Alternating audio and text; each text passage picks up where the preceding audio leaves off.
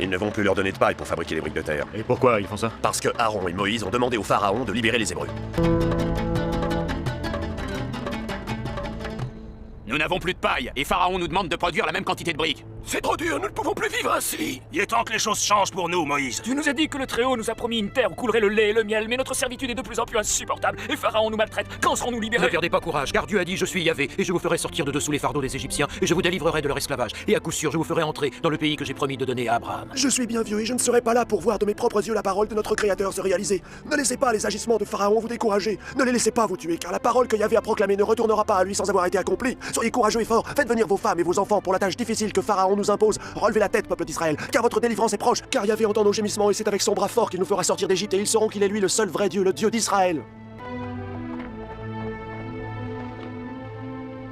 Et toi là-bas!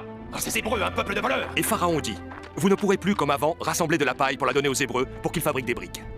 D'autre part, continuez de leur imposer la même quantité de briques qu'avant. Vous ne devez faire aucune diminution pour eux, car ils se relâchent. C'est pourquoi ils crient en disant « Nous voulons partir, nous voulons sacrifier à notre Dieu.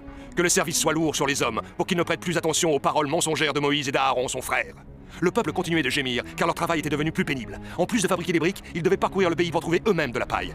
Après cela, le peuple se rassembla et dit à Moïse « Que Yahvé te regarde et te juge, puisque tu as fait en sorte que Pharaon soit en colère après nous, et que ses serviteurs prennent des épées dans leurs mains pour nous tuer. » Seigneur, pourquoi as-tu fait du mal à ce peuple? Pourquoi m'as-tu envoyé? Maintenant tu verras ce que je vais faire à Pharaon, car à cause de ma main forte il les renverra et les chassera de son pays. Et moi j'ai entendu les pleurs des fils d'Israël, que les Égyptiens réduisent en esclavage, et assurément je les délivrerai de la main de Pharaon. Seigneur, mais le cœur de Pharaon s'est endurci et il n'écoute pas. Entre par la Pharaon, roi d'Égypte, pour qu'il renvoie de son pays les fils d'Israël. Quant à moi, je laisserai se durcir le cœur de Pharaon, et je multiplierai mes signes et mes miracles dans le pays d'Égypte. Après avoir parlé au Créateur, Moïse appela Aaron. Accompagné des chefs de la maison de leur père, les anciens, ils se rendirent chez le Pharaon pour lui demander de laisser le peuple partir 3 jours dans le désert, rendre hommage à leur Dieu Yahvé. Pourquoi empêchez-vous les gens de travailler avec vos bavardages? Non seulement ils ne fabriquent plus assez de briques, mais en plus ils veulent aller se promener dans le désert pour célébrer un dieu et lui offrir des sacrifices. Il n'en est pas question, remettez-vous au travail, je ne vous laisserai pas partir. Prince, tu ne pourras garder le peuple d'Israël plus longtemps. N'oubliez pas que depuis plusieurs générations vous êtes mes esclaves, vous devez obéir sinon vous aurez de sérieux problèmes. Prends ton bâton, Aaron, et jette-le devant Pharaon. Qu'est-ce que c'est que ça? Que représente ce serpent? Quelle est cette sorcellerie? Que cherchez-vous à nous démontrer? Vous, mes magiciens, agissez, faites-moi disparaître ce serpent tout de suite. Puissant Néka ou Dieu des ténèbres, montre-toi. Radieux du soleil qui nous donne de la lumière chaque jour. Apolis et Anubis, accordez-moi vos pouvoirs et vos esprits! Maintenant, dévorez-le! Faites-le disparaître tout de suite!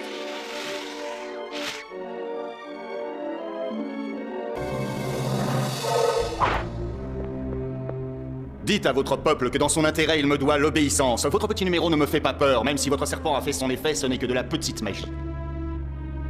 Les jours passaient péniblement pour les Hébreux. Le cœur de Pharaon se durcissait et il obligeait les fils d'Israël à travailler.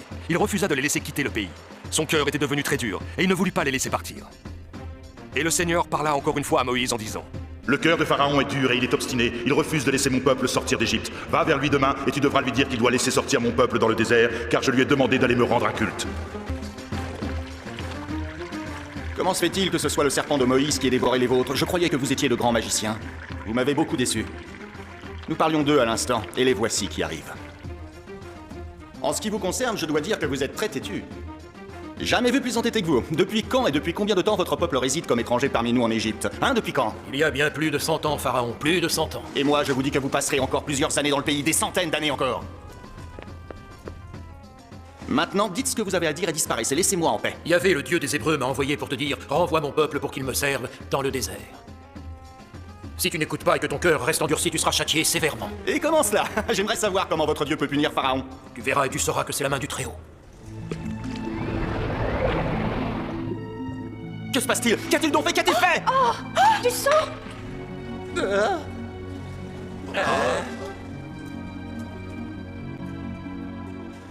Qu'avez-vous fait? Comment avez-vous fait ça? Qui vous l'a appris?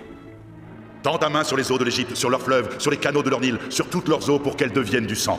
Les poissons qui étaient dans le Nil moururent, et le Nil devint puant. Les Égyptiens ne purent boire l'eau du Nil. Il y eut du sang dans tout le pays. Tous les Égyptiens creusèrent tout autour du Nil pour trouver de l'eau à boire. Je veux boire de l'eau, maman, s'il te plaît, je veux boire.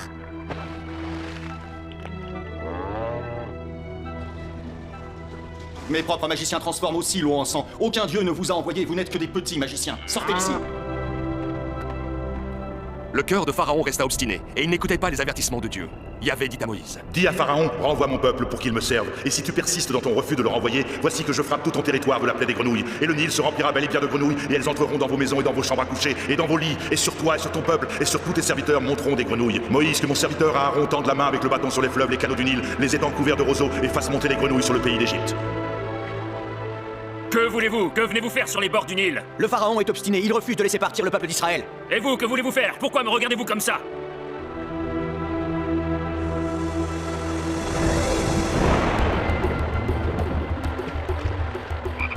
Mais qu'est-ce que tout ça veut dire? Hors d'ici! Hors d'ici!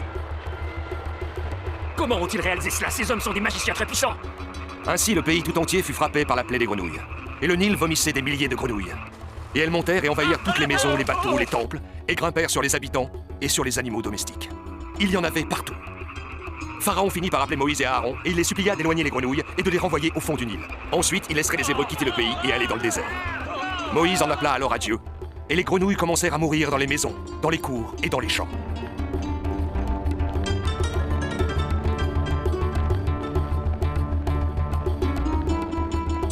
Les hommes entassaient les grenouilles par monceaux, et ils les brûlaient sur les places publiques. Le pays devint puant.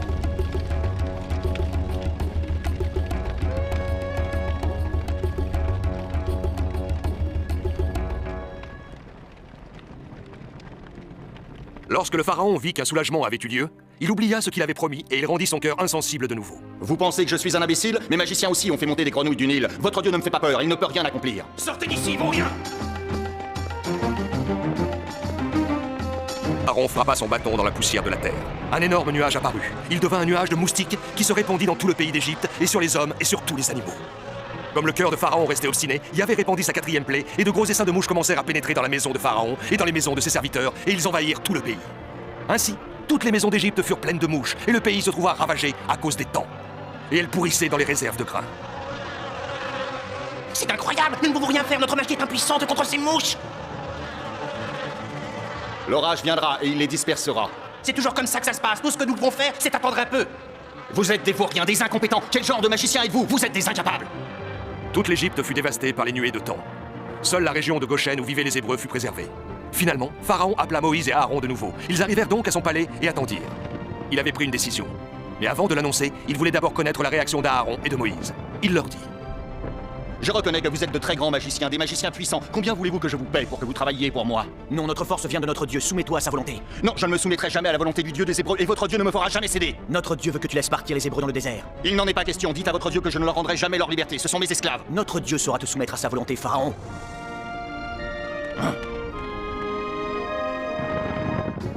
Pars, Pharaon, mais sois certain que Yahvé ne te laissera pas sans réponse. Maman, tiens. Tu es Pharaon, roi d'Égypte, c'est toi qui dois prendre les décisions. Je te remercie pour ces paroles, ma reine.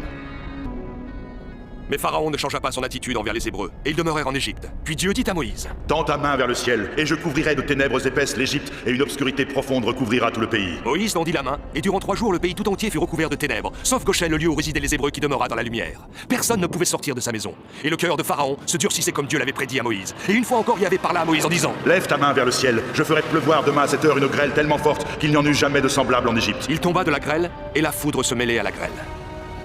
La grêle frappa dans tout le pays d'Égypte, tout ce qui était dans les champs depuis les hommes jusqu'aux animaux. Ce fut seulement dans le pays de Goshen où étaient les enfants d'Israël qu'il n'y eut pas de grêle.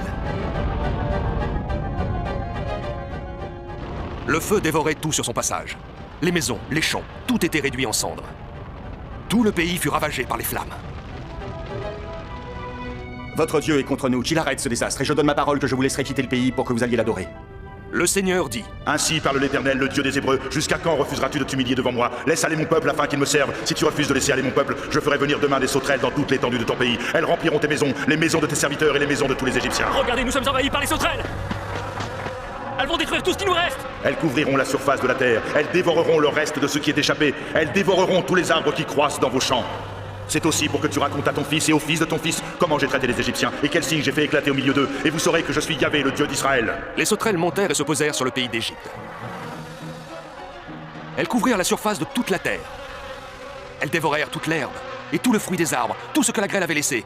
Il ne resta aucune verdure. Après cela, Pharaon envoya ses plus fidèles serviteurs pour voir si les déclarations du Dieu d'Israël avaient été vraies. Ils lui rapportèrent que pas même un seul animal dans le bétail des Égyptiens n'avait survécu. Mais pas une seule bête n'avait été touchée dans le bétail des fils d'Israël. Pourquoi nous as-tu fait venir, Pharaon? Est-ce pour nous annoncer que nous pouvons enfin quitter l'Égypte? Pardonne mon péché, et priez l'Éternel votre Dieu afin qu'il éloigne de moi cette plaie mortelle. Il ne nous reste plus de réserve. Je prierai pour toi, mais laisse-nous partir dans le désert pour rendre un culte à notre Dieu. C'est d'accord, mais que ton Dieu éloigne de moi cette malédiction et préserve mon peuple et l'Égypte. Moïse leva la main vers le ciel. L'Éternel fit souffler un vent d'Occident très fort qui emporta les sauterelles et les précipita dans la mer Rouge. C'était un spectacle étonnant. Le vent soufflait fort et son sifflement se mêlait au frottement des ailes des insectes emportés par ce tourbillon. Pharaon, mon roi, as-tu vraiment l'intention de les laisser quitter l'Égypte pour qu'ils aillent adorer leur Dieu? Non, l'Égypte ne pourrait pas survivre sans le travail que ces esclaves hébreux accomplissent. Souverain Seigneur, où es-tu? Prête l'oreille et écoute ton humble serviteur. Je te supplie, je suis devant toi. Moïse, je me suis tourné vers toi. Parle car je t'écoute. Que veux-tu de moi? Pharaon a encore refusé de nous laisser partir malgré sa promesse. Pourquoi laisses-tu son cœur s'endurcir contre ton peuple? C'est aussi pour que tu racontes à ton fils et au fils de ton fils comment j'ai traité les Égyptiens. Et vous saurez que je suis Yahvé. Mais si le Pharaon ne veut toujours pas nous laisser partir, que devrais-je faire, Seigneur? Tu dois seulement continuer à avoir confiance en moi. Il est proche le jour où Pharaon regrettera de ne pas avoir laissé mon peuple aller me servir dans le désert. Je vois que vous êtes prêt à partir pour la terre que votre Dieu vous a promis. Nous t'avons averti, Pharaon, que nous devons quitter l'Égypte. Allez servir votre Dieu. Vos enfants devront aussi aller avec vous, mais votre bétail devra rester ici. Non, il ne peut en être ainsi, Pharaon. Tout notre bétail partira avec nous, car nous nous en servirons comme sacrifice pour notre Dieu Yahvé. Sors de chez moi, garde-toi de paraître encore en ma présence, car le jour où tu réapparaîtras, tu mourras. Très bien, Pharaon, tu ne me verras plus. Le soleil va revenir sur ton royaume, mais si tu ne laisses pas sortir le peuple d'Israël, la main de Dieu s'abattra très lourdement sur toi.